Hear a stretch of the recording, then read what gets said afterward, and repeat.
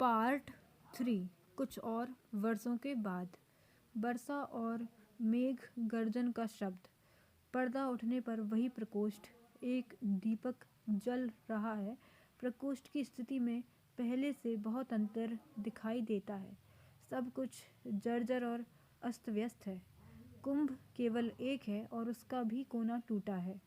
आसन अपने स्थान से हटा हुआ है और उस पर अब बाघ छाल नहीं है। दीवारों पर से स्वास्तिक आदि के चिन्ह लगभग बुझ चुके हैं। चूल्हे के पास केवल 2-1 बर्तन हैं जिन पर स्याही चढ़ी है। एक कोने में फटे मैले वस्त्र एकत्रित हैं। प्रकोष्ठ में कोई नहीं है। मातुल भीगे वस्त्रों में बैसाखी के सहारे चलता हुआ आता है। चारों ओर दृष्टि डालकर एक लंबी सांस लेता है। नकारात्मक ढंग से सिर हिलाता है और प्रकोष्ठ के बीचों बीच आ जाता है। मातुल कहता है, मल्लिका। मल्लिका का स्वर अंदर से सुनाई देता है। मल्लिका कहती है, कौन है? मातुल कहता है, मैं हूँ मातुल। देखो वर्षा ने मातुल की क्या दुर्गति की है। सिर से और वस्त्रों से पानी निचोड़ने लगता है।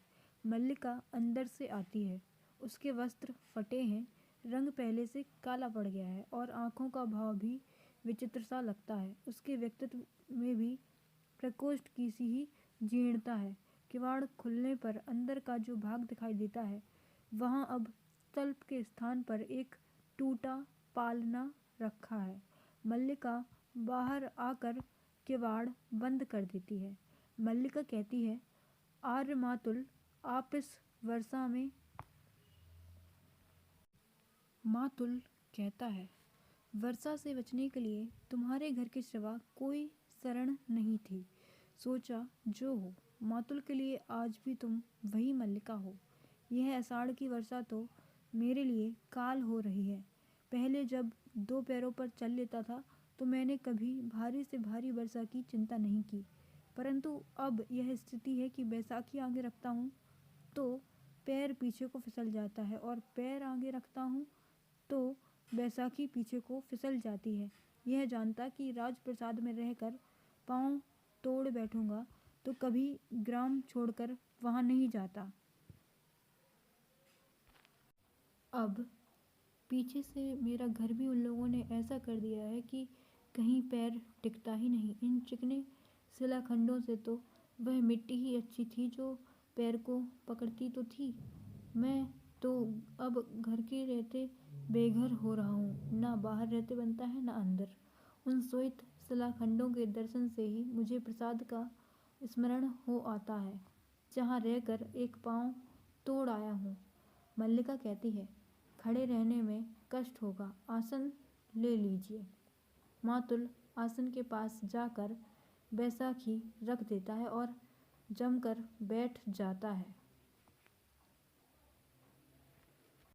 मातुल कहता है, मुझसे कोई पूछे तो मैं कहूँगा कि राजप्रसाद में रहने से अधिक कष्टकर स्थिति संसार में हो ही नहीं सकती। आप आगे देखते हैं तो प्रतिहारी जा रहे हैं, पीछे देखते हैं तो प्रतिहारी आ रहे हैं।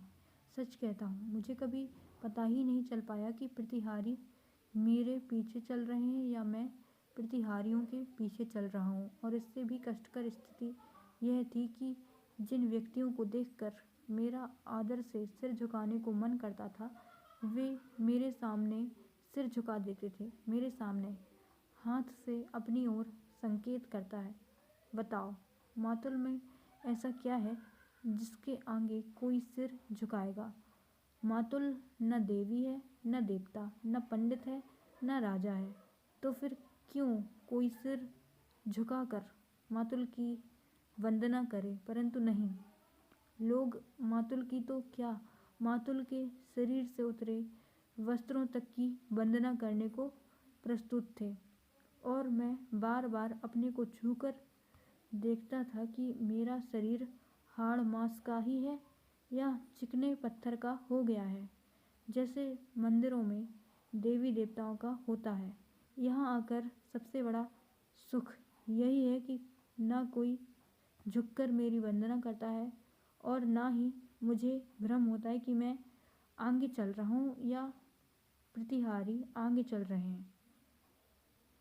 केवल यह वर्षा मुझसे नहीं सही जाती। मल्लिका कहती है, वस्त्र सुखाने के लिए आग जला दूं